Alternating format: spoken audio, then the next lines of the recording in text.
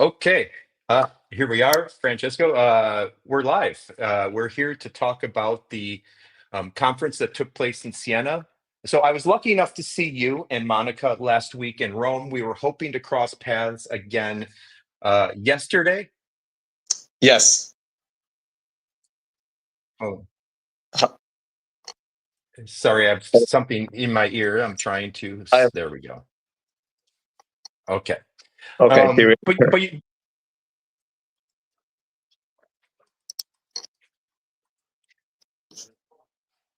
there we go. I got rid of all the extra streams. I was monitoring the streams and Okay, they were all showing up in my ears. So, but you got sick and you weren't able to make it, but you were still able to view follow it. remotely. And Monica was able to give her presentation. It was the first ever national conference on Jure Sanguinis. And there were attorneys from all over the country. There were several lawmakers there. There was constitutional law experts. Um, yeah, so it was a really incredible crowd. So, what were some of your real takeaways from some of the speakers or some of the things that occurred there? Um, yeah, please. Give me some thoughts. Okay. First of all, thank you, Dominic, so much for helping me organize this live stream and to help summarize and recap what happened for our English speaker friends who are following us. I think that this Congress was very interesting because there were many interesting takeaways. Everyone was more or less on the same page, more or less from different points of views, giving their insights on this new scenario that we have in front of us, which is the decree, obviously, and other important issues such as the minor issue. Mhm. First of all, I would like to say that this Congress was organized by the association Nati Italiani together with the University of Siena. And Nati Italiani has basically the majority of the speakers were members also of Nati Italiani, which is an association that spreads the values and the principles of Italianness, let's say, abroad. Hmm. So they are all very involved in these developments in all things Italian citizenship. So to begin with, what should we start with? Because there were really many topics. Um, should we immediately tackle the minor issue, which was the I think that is the top of. I think there's two major issues on the top of mind, and everybody knows what they are. So, absolutely, excellent? please. Excellent. So the two members who dealt with the minor issue mainly were Mellone and Attorney Restanio from our firm. Attorney Mellone and Attorney Restanio. First of all, just to explain for those who perhaps do not have it clear yet, the minor issue is an interpretation of the law. The minor issue is born from the interpretation of two articles, which are Article 7 and Article 12 of the law of 1912, which for hundreds, literally more than 100 years, were always interpreted as meaning that when the parent naturalized and the son of that parent was a minor, the minor did not lose the Mhm. citizenship, the Italian citizenship, obviously. This was an Italian law. What happened was that recently there were some rulings by the Cassazione, which is the Italian Supreme Court, which has the role of ensuring that the law is Interpreted. the correct exactly the correct interpretation and application of the law. So they basically established that the classical interpretation was reverse. They basically reverted this interpretation, and basically now it takes prevalence the article that says that basically the minor loses the citizenship when the parent naturalizes. So this has cascaded into a series of events, which the main one is the circolare by the foreign ministry, that basically makes it now impossible to be recognized in this scenario. So there are workarounds, as we know, in this situation, which is extremely weird and has given has given birth to many weird cases, such as a brother, which is also your case, Dominic, My which we discussed many situation, times, yes. where a brother was recognized and the other was not, simply Not because of the fact that one started the proceeding before these rulings and the other started it afterwards. So this is being discussed right now. This is something that is now before the Supreme Court, also in many different cases. So let's start just with the order of the speakers. okay. Avvocato Mellone talked first. Mellone has right now a proceeding which is pending before the Sezioni Unite of the Cassazione of the Supreme Court. So he remarked that he has this important proceeding in front of himself, and basically he wanted to stress the fact that this ruling before the Sezioni Unite will also be connected in some way to the decree, to the Tajani decree. Yes, and that caught my attention a little bit because I Yes, haven't heard of these coming together. And in the April case, he boxed this quite a bit with the judges, but this is the first time I've heard him say these issues are coming together at the cassation, because we know one's at the cassation and the other is at the constitutional court level right now. So sorry, please continue. Yeah, that was exactly. very interesting. Basically, what Mellone said is that, according to him, the Supreme Court will. He hopes that the Supreme Court will establish some sort of principle that will apply in general. So something that talks about the importance of the will of the person who loses the citizenship. Mm-hmm. Because one principle, and this he remarked that this will be the first time the Sezioni Unite deals with citizenship, Jure Sanguinis, after the great naturalization case of Brazil, Yes. exactly, which was the last very, very important one. And by the way, all cases by the Sezioni Unite are very important in the case law that we as attorneys apply. So basically, all of these situations that end up before the Supreme Court, the way they are defined are then later relevant for other cases. But I'm getting ahead of myself. Maybe I can just do a little bit to help, because it took me a long time to understand this. Yes. When the Cassation Court does a unified section, it acts very much then like the United States Supreme Court. That decision carries precedent. Whereas when it's just an individual judge, and this is very different than how the United States Supreme Court works, an individual judge can hear a case, and that case does not necessarily carry nearly as much precedent for the rest of the judges in the country. But when you talk about the United Section, that's a big deal, because that becomes jurisprudence. That becomes the rules. Sorry, carry on. Yes, please.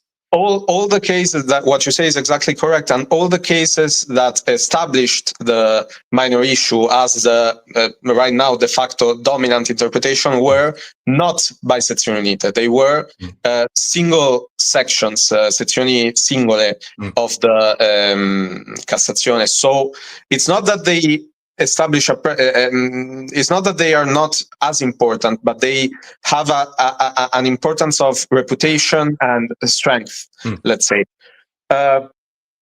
So the minor issue, what Mellone, the idea again that I was summarizing, that Mellone brought forward, is that the important thing that he wants the Supreme Court to pronounce on is the importance of the will of the person who loses the citizenship, because he hopes, and this is something, in fact, that the court has said in other occasions, such as the great naturalization case.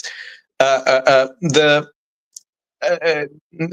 to Mellone, the court should say something about why it's so serious that a person should not lose their citizenship if they do not do a voluntary act in that sense, if they do not have a voluntary behavior in that sense. So he hopes they must explicitly say, I do not want this thing. Exactly. So he hopes to take out from the hopefully positive result we might obtain before the sezione unite, this principle that could be applied to the decree as well. Yeah. Um, so And something I was speaking about with Marco yesterday was, and he estimated that between 60 and 70% of the naturalizations of the men in the United States naturalized at about 50 or 60%. And I completely agree with that from my experience. So that essentially means the minor issue, not quite, but is a problem for about that many people, 60 or 70% of yes, the Italian Americans right now, or the Italian Brazilians, or the Italian Argentinians, whomever it happens to be. yes, absolutely. We also see that in our day-to-day cases. I mean, it's more or less that the percentage. One person, one American client over two has this issue. Mm-hmm. Yeah, It's absolutely true. great. Then again, the Restanio attorney intervened in the conference, and she had some news. She had some news that she wanted to share in this wonderful occasion, and the news were that we also were joined in this sezione unite case. So this is the Yeah, extension of the April 1 case, correct? exactly. Okay. Cake by the ocean, that is the answer to your question that I wasn't sure if I could talk about yet. So thank you for sharing that. Yes, absolutely. Right now it's in the open, let's say.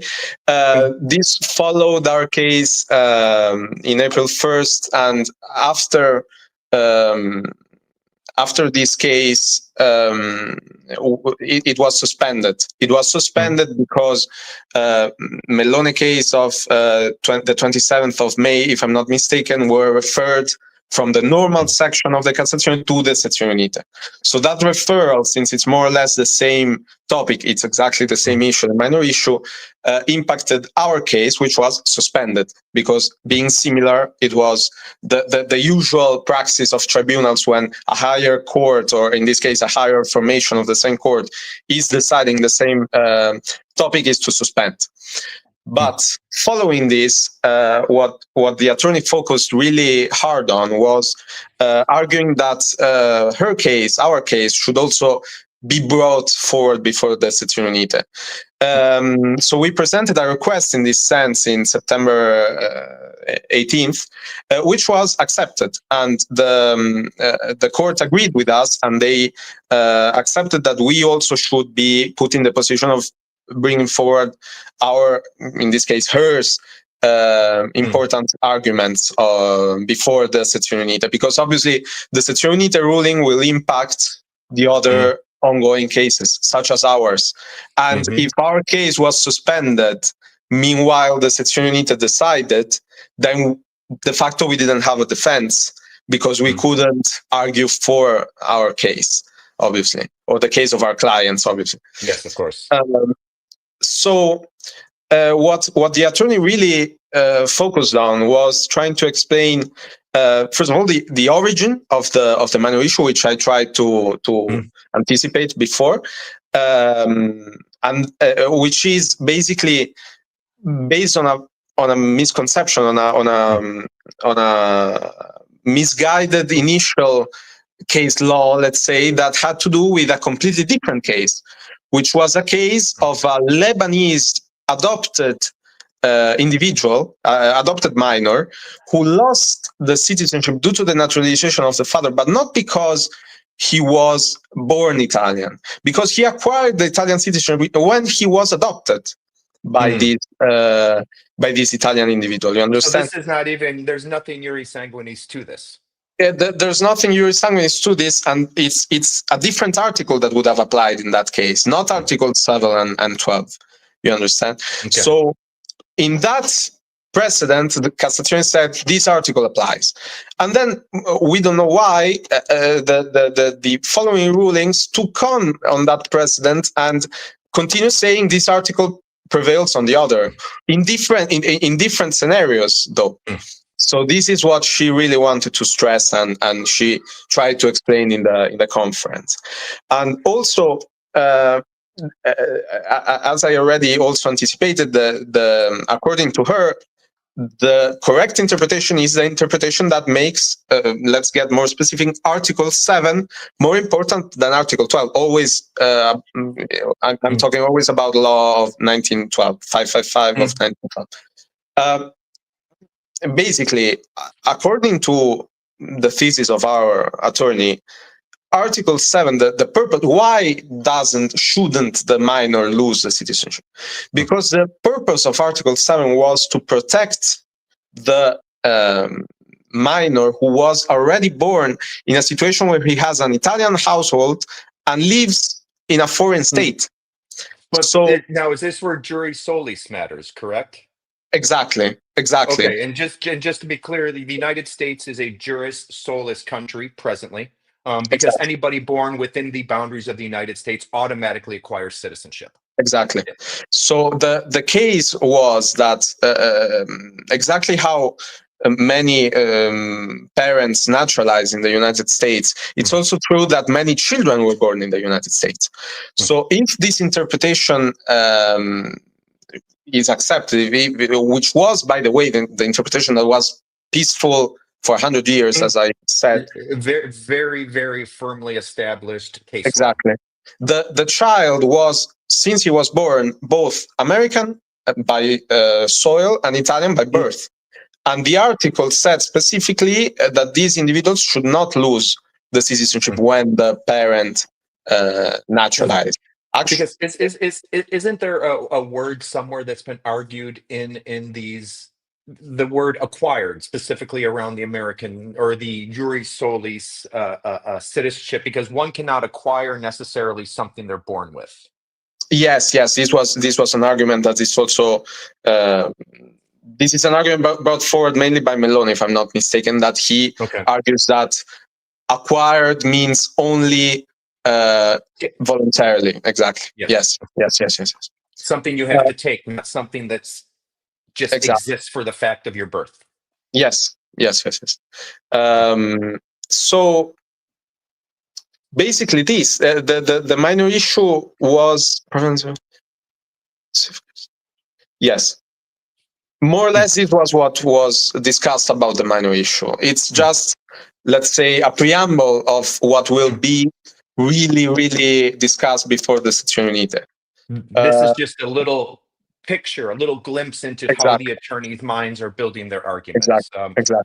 Now, I believe that this is not on the calendar yet. This is a very important case to everybody. It's not yet. Is it possible to predict winter, spring, or? Optimistically, before the end of this year. 2025. Okay. Yes. Optimistically, or as far as February. Or beginnings of next year, perhaps. Yes, but I would say it's possible before the end of this year. Okay. Now we heard a lot about that. How about the emergency decree law? Yes. What's happening there, and what was discussed? I know I'm looking at my notes over here on my other screen, and there were a professor and a lawyer, Urbani and Dami, were discussing how not just the law itself, but the conversion from an emergency decree into law, was it actually emergency?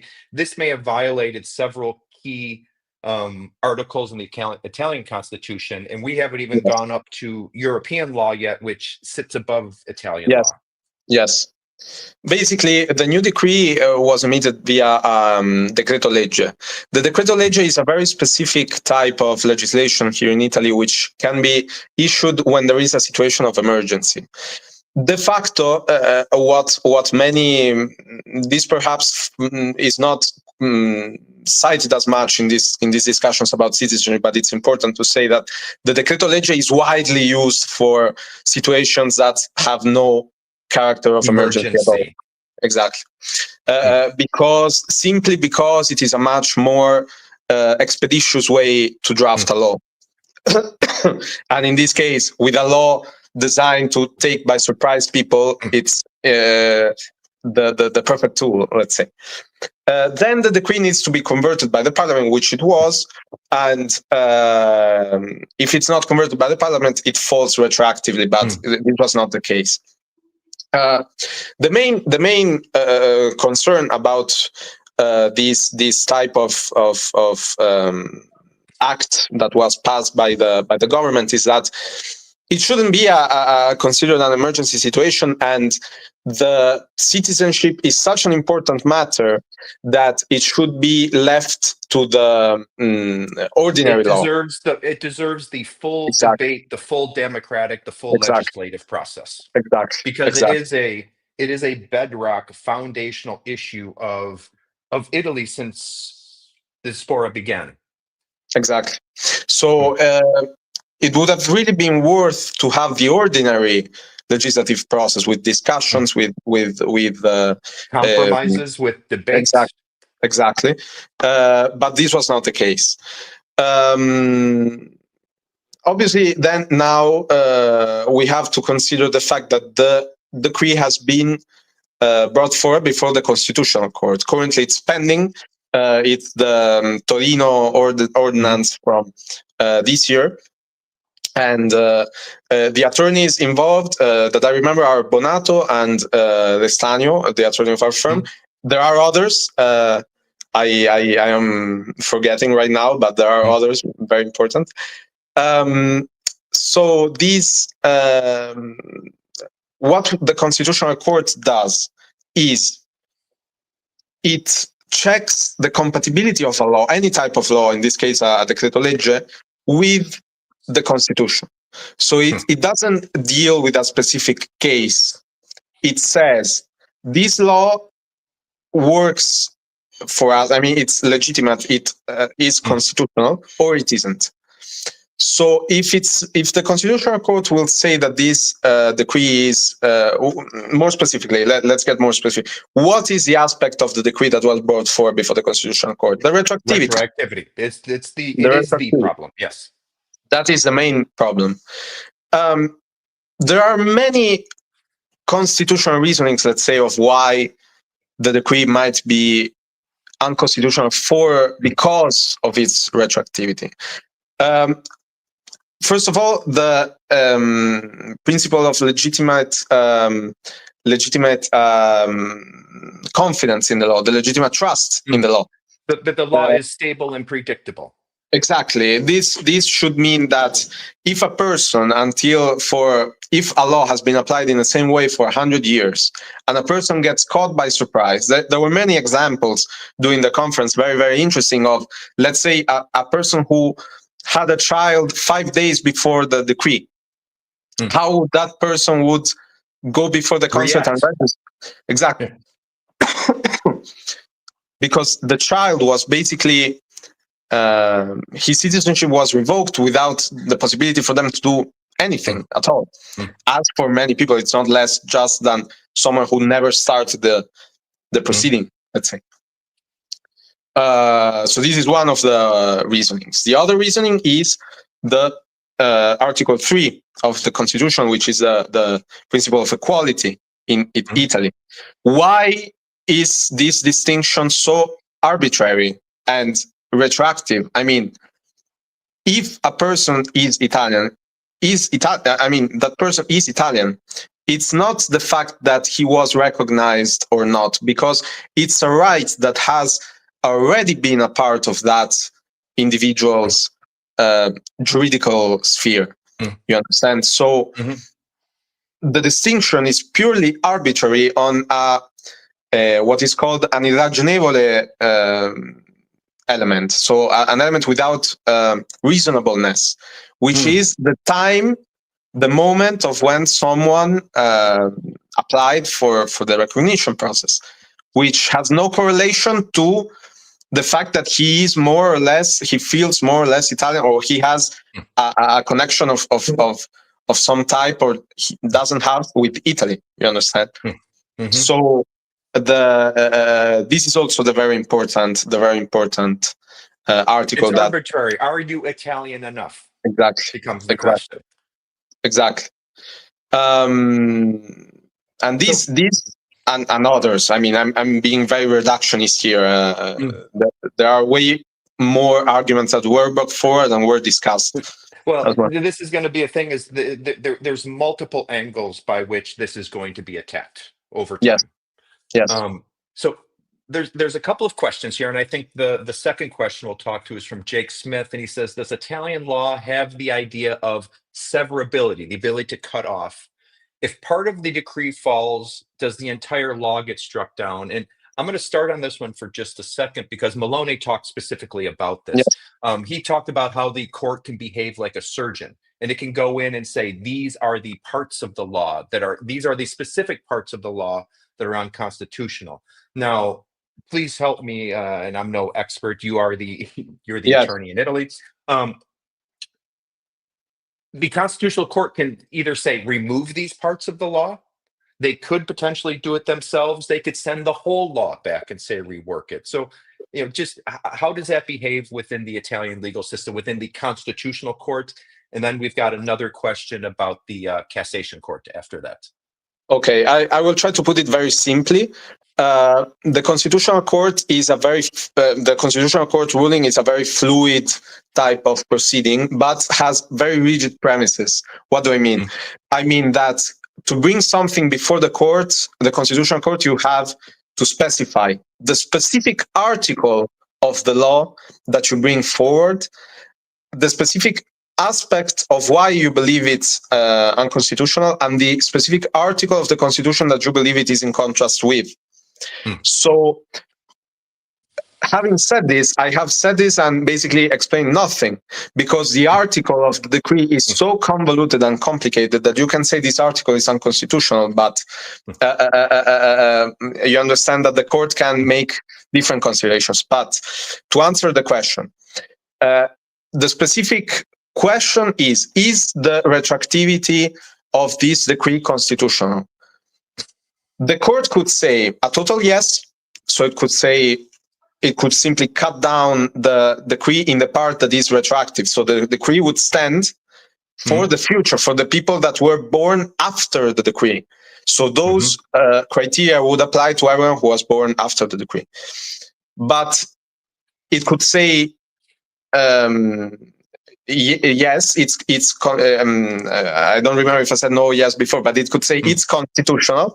So it could say this stands as it is, which is hopefully unlikely. But it can also, in fact, take a middle ground decision. The Constitutional Court, especially in very complicated cases, such as the cases that sparked a lot of discussion in Italy, such as the euthanasia cases, the court can sometimes not only carve out a part of the law more specific than the question that it is posed, but it can also say it is unconstitutional in the measure that it does not include something. So it could be additive or subtractive. Exactly. So these type of decisions are called manipulative decisions of the law. So it works. This is usually done when the court has no other solution, because it's not the job of the court to make up laws. But in the case, for example, of euthanasia, the Constitutional Court had said, if I'm not mistaken, 2 or 3 times that this had to be dealt with by the legislator, who never did. And so to not leave the constitutional law as it was, it just basically wrote a new law for euthanasia in Italy. That's the extreme, correct? Because exactly. I mean, doesn't the Constitutional Court much prefer that the legislature be the legislature and check and balance them? Exactly. So yes. So there exists the possibility that the Constitutional Court says yes, the decree is unconstitutional in its retroactivity, so it stands, but not for cases before the decree. So basically, not for everyone, but only until a certain time. That is a possible scenario. Absolutely, there could be a window in which people would have to apply very quickly in order not to be subject to the decree. You understand? I've heard several people suggest that might be the middle ground, that's saying, okay, you have X months, be it 12, 24 months, etc. And I have a lot of hypothetical questions about that are just hypothetical. So let's not go Exactly. into those. Exactly. But if I do most of my work in the United States, if this window is 12 months and you have multiple generations of people in Cook County, New York City, or New York State, you're getting very tight right now on that. Yes. So keep that in mind. One So thing yes, I think Jake, please, sorry, go ahead. No, I wanted to quickly tie to what you were saying, that this was interestingly discussed in the conference, and Bonato in particular said that the judges with which he discussed very recently were all in agreement that the citizenship law needed a new reform. I mean, it needed to be changed somehow, modernized. But what they did not agree on was the method in which to do this. And the government even considered having, this was said by Tadone, said the government even considered putting a time limit, let's say, on the old rules, on the rules that we were used to. And it also considered just to leave the decree for the future. But in the end, they decided to do this, which is terrible, of course. Yeah. All right. The next question I have is, what is the composition in terms of political leaning of the United section of the Cassation Court? So maybe, who gets put on there and how do they get put on should answer that question. Theoretically, it should be an apolitical body, but everything seems to be politics in today's world. Yes. Yes. Basically, the Cassation Court are all members of the Magistratura, which in Italy is a class of that includes both judges and prosecutors, or what you call prosecutors in America.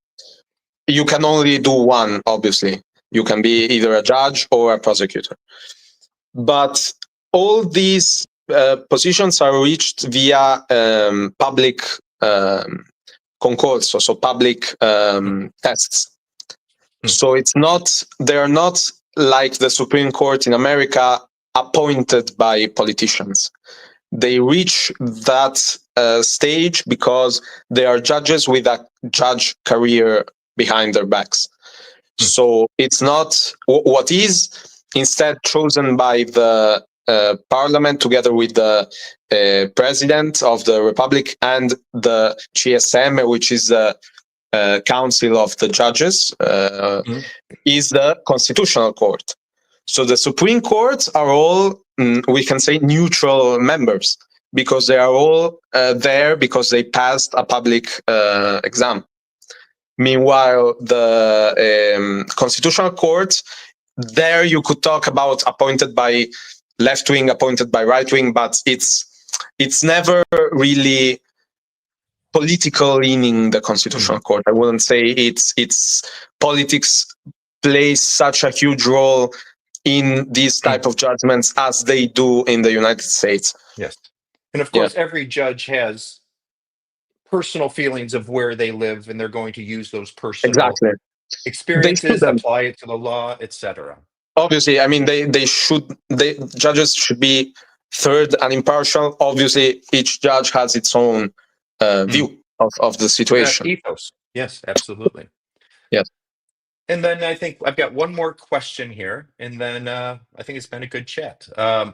So what should prior, and you might have to take this a couple different ways because there's not enough detail to know everything. What should prior administrative applications do? Submit a court case now or after the hearing? After there might not be I don't know if there's enough information there without the detail to really understand it. Is there a 1948 path? Yeah. Is there other things you could do? But the hearing of the minor issue. I assume that to be the case. Yes, the United section. Or the United section. Well, if someone has an administrative proceeding pending, the best. First of all, I, as a lawyer, not because we are attorneys, but because I seriously think this is the correct advice, is to check the individual situation with a lawyer, with an attorney, with someone. In general, what we are seeing is that administrative proceedings end either with a rejection for the minor issue, but if that rejection has not yet reached this person, then right now some consulates are suspending these type of cases. But then again, you should explore what are the best ways to inquire about this, about if the case is suspended or not. Yeah. And there's so many different cases. There's so many scenarios in there. Exactly. I mean, we need to know so many details. So I will put in the notes your contact information, my contact information, some things like that. Yes. And we just had one more question pop in. I've heard this one before. There have been some rumors that there is a change to your matrimony. I honestly have not heard this. I think perhaps it is likely that there are, but right now it's just speculation. I don't know if this is 14th. Yeah, there's another bill out there that I think that hasn't moved in quite a long time that this was a part of.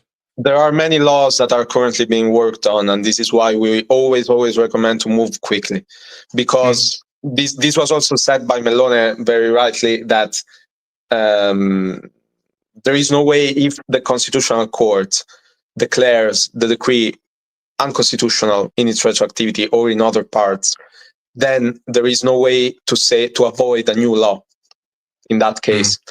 And all these rulings will only, in my opinion, give the legislator more ideas on how to create problems and blocks, etc. So if I'm hearing you right, before any of this happens, so since how the Italian system works is if you apply your case, if you file your case today, you're going to be evaluated on today's laws. If the retroactivity is knocked down, that's a good thing for you.